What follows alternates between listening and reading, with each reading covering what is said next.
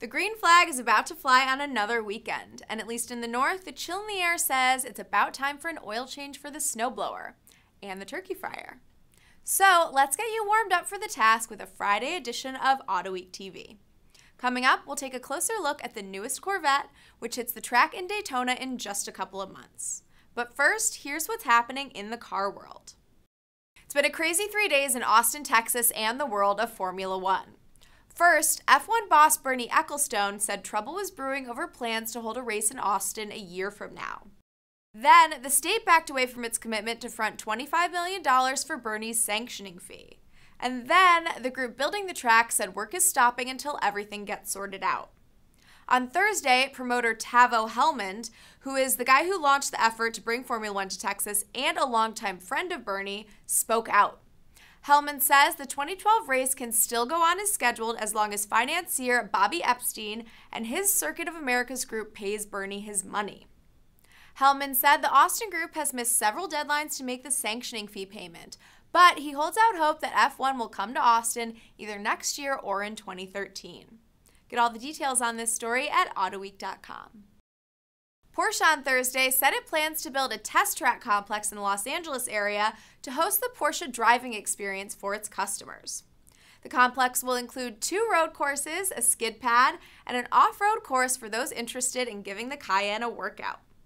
This will be the 3rd track set up for Porsche's driving program. A track at Silverstone in the UK is already operating, and Porsche is building a track next to its new headquarters in Atlanta. Okay, after 9 months and 35 races, the championship battle in NASCAR's headlining Sprint Cup Series has come down to the final race this weekend in Miami, Florida. Roush Fenway Racing's Carl Edwards holds a 3-point lead over Stewart-Haas driver Tony Stewart, who is a 2-time Sprint Cup champion.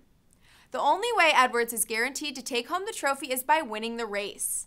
If the points battle is tied at the end of the race, Stewart will be the winner based on NASCAR's tiebreaker rules.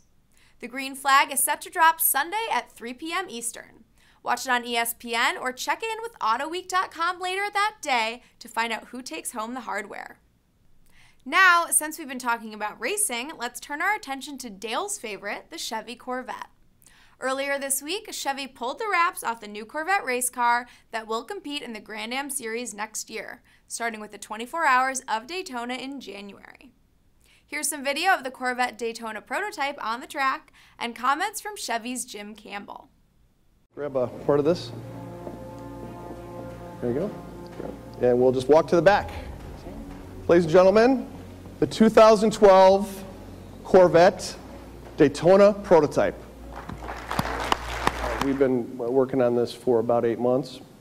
We really have been working with Grand Am on, some rule adjustments that would enable a design like this. And, the design cues, they're all there for Corvette. And obviously the modifications are really to meet the competition rules for Daytona Prototype for the series. So where you see things that are maybe a little different than the production car, those are because the rules require such a particular line or what have you. But overall, we really like fixed headlamps. It's low slung.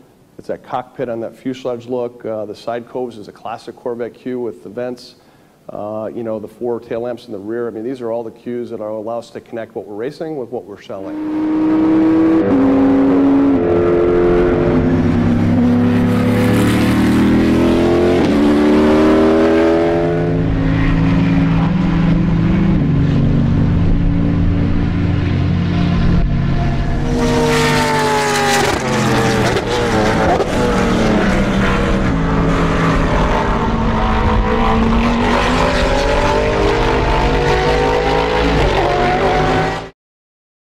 And that's your high horsepower look at the car world. We'll be back on Monday, but keep up with all the news and racing action this weekend at Autoweek.com. And there's still plenty of time to get out and enjoy the drive after you shovel the snow. Thanks for watching today's edition of Autoweek TV. Be sure to catch all the latest car enthusiast news on Autoweek.com, in Autoweek magazine, and in Autoweek's iPad edition.